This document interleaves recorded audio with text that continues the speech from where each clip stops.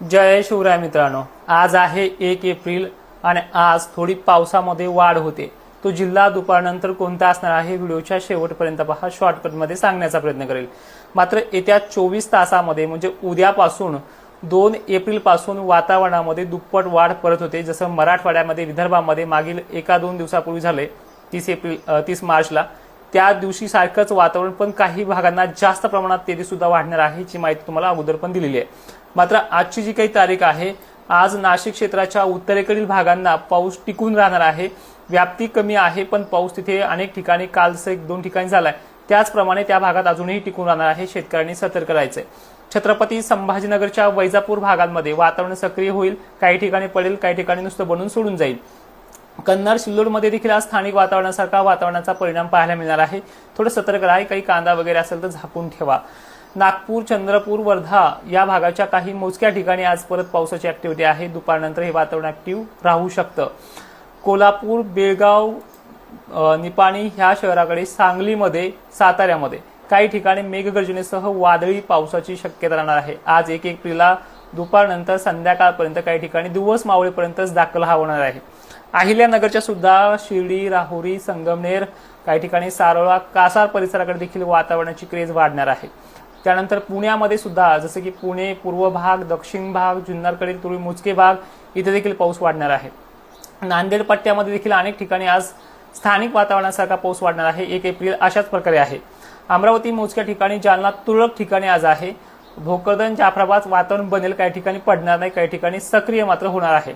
धुळे, जळगाव काही ठिकाणी चांगला वातावरणाचा परिणाम पाहायला मिळणार आहे। व्याप्तीचा विषय आज कमकुवत आहे आणि कलाबुर्गीमुळे किंवा इकडे बसव कल्याणमुळे त्या भागातलं वातावरण थोडंसं लातूर जिल्ह्याकडे धाव घेते। त्यामुळे परभणीकडे, लातूरकडे काही ठिकाणी पाऊस आज जाईल। निगलंगा वगैरे पट्टे, अंबाजोगाई, केस मोजक्या ठिकाणी आणि नांदेडच्या मोजक्या भागामध्ये आजचा हा जो काही पाऊस आहे, हिंगोली, वाशिम, बुलढाण्यामध्ये कमकुवत आहे, पण सतर्क मात्र तुम्हाला राहावं लागणार आहे। उद्याच्या 2 एप्रिलची जी काही व्याप्ती आहे ती सर्वात मोठी असणार आहे। सुरुवात तो अगोदर करेल दक्षिण महाराष्ट्र, मराठवाड्याकडनं, पूर्व मराठवाड्याकडनं। तर या भागाचा दुपारचा कार्यकाळ असा असेल, जो काही भोकरदन, जाफराबाद, अकोला, अमरावती, जळगाव जिल्हा, छत्रपती संभाजीनगर, धुळे, नाशिक मोजक्या ठिकाणी, पण पुणे वगैरे भाग अनेक ठिकाणी, बीड, मराठवाड्यातले एकंदरीत सर्व जिल्ह्यांमध्ये भाग बदलत पद्धतीने हा पाऊस असणार आहे। या पावसाचा सर्वाधिक जास्त रडार जो बनलेला आहे तो म्हणजे छत्रपती संभाजीनगर, कोल्हापूर, सांगली, अहिल्यानगर, बुलढाणा जिल्हा, वाशिम जिल्हा हा एक टॉप नंबरवरती राहणार आहे। कुठे मुसळधार पावसाच्या सरी देखील यामध्ये उद्या 2 तारखेला देखील पडू शकतात। लातूरच्या परभणीकडील भागांमध्ये, परभणीसह पूर्णा परिसर, नांदेड परिसर, हिंगोली, वाशिमचाही अनेक भाग त्यामध्ये कव्हर होणार आहे। जालन्यामध्ये सुद्धा अनेक भागांमध्ये, पूर्व परिसरामध्ये वादळी वातावरणाची शक्यता राहणार आहे। खडसावंगी, मंठा या भागाबरोबरच तिकडे रामनगर वगैरे पट्टे, सिंदखेड राजा, लोणार, देवगड राजाच्या परिसरात देखील हा वातावरणाचा प्रभाव पाहायला मिळणार आहे। अंबड, शहागड, बीड पट्ट्यामध्ये देखील अनेक ठिकाणी हा वातावरणाची क्रेज पाहायला मिळणार आहे। धाराशिवला धरसोड प्रवृत्ती आहे, पण धाराशिवला सोडणार नाहीये, अनेक ठिकाणी तिथे देखील पाऊस पडू शकतो आणि एकंदरीत हा पाऊस 3 तारखेला सुद्धा आपला प्रभाव टाकणार आहे। 3 तारखेला हा वातावरणाची पूर्व मराठवाडा आणि पूर्व विदर्भात छाप राहील।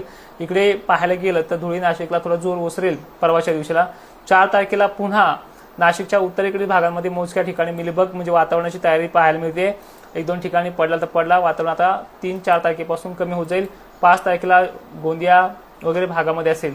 पण एक विनंती आहे, मराठवाड्यामध्ये आणि विदर्भामध्ये पडलेल्या पावसाची बाष्पांचे ढग बनणं, स्थानिक वातावरण बनणं हे संभाजीनगरला 1 दिवस लेट पण पाहायला मिळू शकतं। संभाजीनगर, धुळे, जळगाव भागामध्ये आहे।